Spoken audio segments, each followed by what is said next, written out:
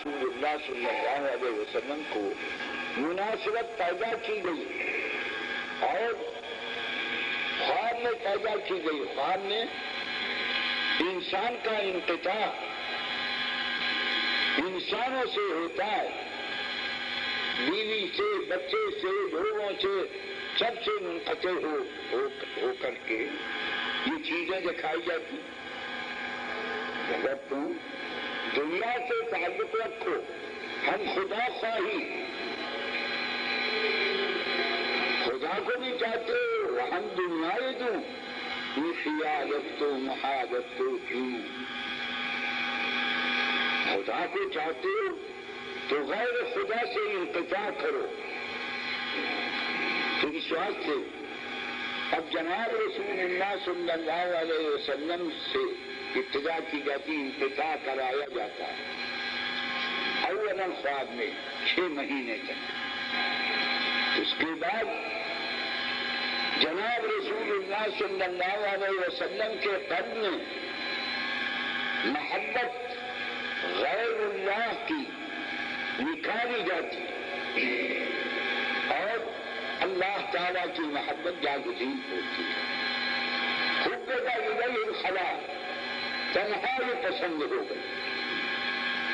تنہائی اس طرح سے پسند ہوئی کہ نہ بیوی کا خیال ہے، نہ بچوں کا خیال ہے، نہ کھانے کا فکر ہے، نہ پینے کی فکر ہے، نہ لوگوں کے پاس بیٹھنا اور اپنے اوقات کو خرچ کرنا. مکہ معظمہ سے 3 میل پر غار حرا پہاڑ کے اندر کھو ہے. جناب رسول اللہ صلی اللہ علیہ وسلم جنگل میں، جہاں آدم اور آدم یاد نہیں ہے، 3 میل یا اس سے کچھ زیادہ دور ایک پہاڑ کے کھو میں جا کر کے بیٹھتی ہیں اور اللہ تعالیٰ کی عبادت کرتی ہیں.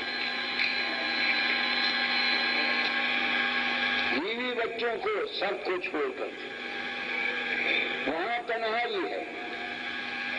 ہم لوگوں کا تو ہاتھ فیل ہو جائے ایسی صورت میں، مگر جناب رسول اللہ صلی اللہ علیہ وسلم 3 میل دور، جہاں کوئی آدمی آدمزاد نہیں، پہاڑ کی کھو میں غار کے اندر بیٹھتے ہیں اور 1 روز نہیں، 2 روز نہیں، کئی روز.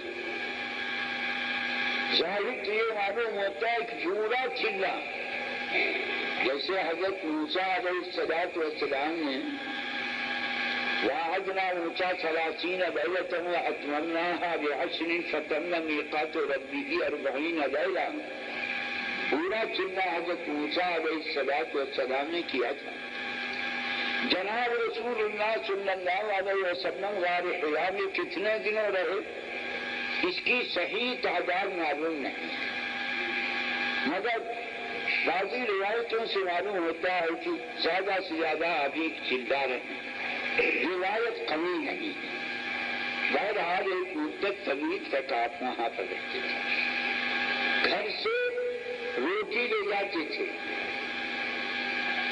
اور گرمی کے شہر میں مہینے میں روٹی کا خشک ہو جانا اور اسی پر قناعت کرنا. تو ہمارے یہاں یہ طالب علم حضرات ذرا سی روٹی جل گئی تو ناظم مطبخ کو جا کر کے دکھلاتے ہیں، دیکھو روٹی جلی ہوئی ہم کو دی گئی. وہاں جناب رسول اللہ صلی اللہ علیہ وسلم 8 دن 10 دن 15 دن 1 مہینہ اسی روٹی کے لیے ہوئے خوش اور اسی کو کھاتے ہیں. اور یہی چیز صحابہ کرام کی عادت تھی. حضرت ابو عبیدہ بن جراح رضی اللہ تعالی عنہ کمانڈران چیف ہیں مسلمانوں کے. حضرت عمر رضی اللہ عنہ شام میں گئے تو خیمے میں حضرت ابو عبیدہ بن جراح رضی اللہ عنہ کے گھس گئے. یہ پوچھیں میں یہاں تفتیش کی، ایک تھیلا کا ٹکڑا تھا، اس کے اندر دیکھا کیا ہے، تو اس میں کچھ سوکھی روٹی کے ٹکڑے تھے۔ کبھی کیا کہ سوکھی روٹی کے ٹکڑے کیوں؟ کہا کہ میں روزے رکھتا ہوں، افطار کے وقت روٹی کے ٹکڑے میرے پاس ہیں، اس کو بھگا دیتا ہوں، افطار کے وقت نہیں اس کو کھاتا۔ یہ دیکھو ابو عبیدہ بن الجراح تمام ملک شام کے فتح کرنے والے ایسی سوکھی روٹیوں کو تر کر کے کھاتے ہیں، اور ہمارے طلباء کرام علماء کرام قدس اللہ وسلامہ ذرا سی روٹی کے اندر جلن ہو گیا کہیں اور وہ شور مچا دیتی ہیں۔ تو بھائی خدا تو آسانی سے نہیں ملتا ہے، ہمارے اندر تحمل مشاق کا ہونا چاہیے، نفس پروری کم ہونی چاہیے، اور للہیت ہونی چاہیے۔ بہرحال جناب رسول اللہ صلی اللہ علیہ وسلم اس طرح غار حرا میں رہتے تھے۔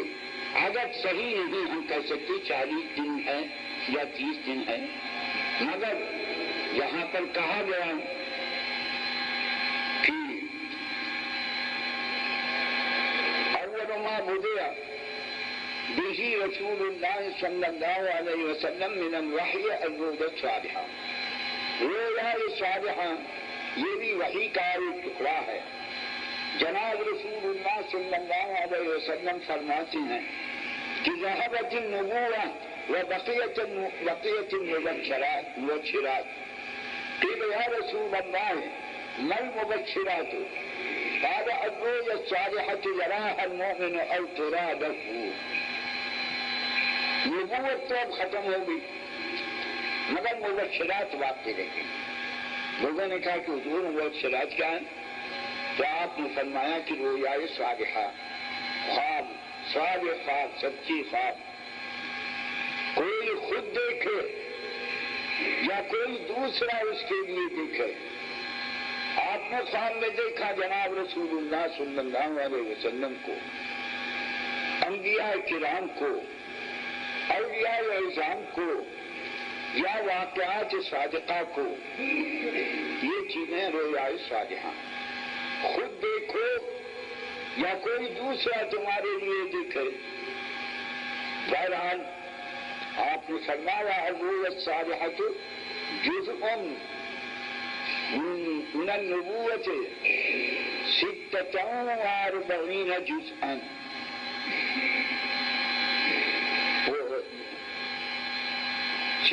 26 نبوت کے 46 حصوں میں سے ایک حصہ ہے رؤیا صالحہ۔ نبوت 23 برس تک جناب رسول اللہ صلی اللہ علیہ وسلم کی رہی۔